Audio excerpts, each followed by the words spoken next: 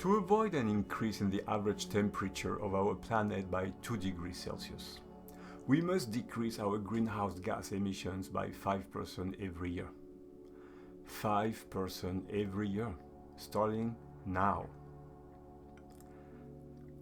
Many things produce emissions. Steel and electricity production produce a lot of emissions, as well as cement factories. But average citizens are limited in what they can do to reduce the emissions produced by these industries. All air traffic is responsible each year for 2% of emissions on the planet. Just 2%. We need to cut our emissions by 5% each year. You could decide to stop flying. But what if you don't fly more than once or twice a year?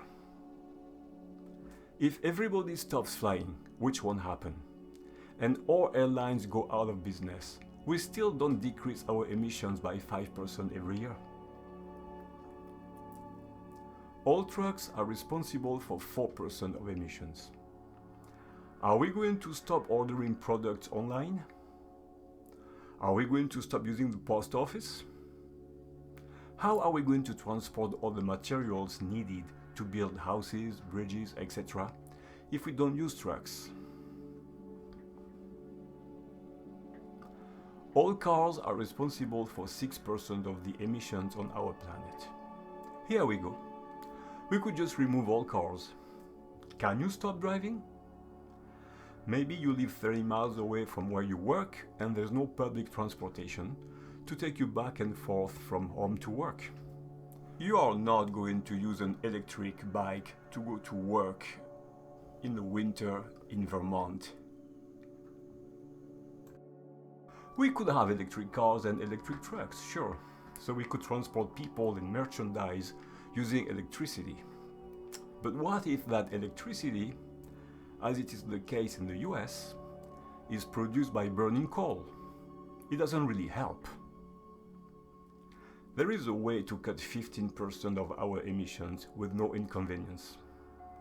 Animal agriculture. Raising animals for food, whether it's for meat or dairy, is responsible for 15% of our emissions. 15%. If we all stop eating animal products overnight, we cut 15% right away, and we can keep flying once or twice a year and keep driving the least polluting cars we can afford. So since obviously we are facing some kind of emergency here, why not cut 15% right away by stopping to produce meat and dairy? Today, we have the knowledge to keep ourselves healthy and thriving on a plant-based diet. It seems that choosing to eat animal products is not a necessity, but a choice that we can't afford anymore. If you're really serious about doing something about climate change and what could happen to your kids, please switch today to a plant-based diet.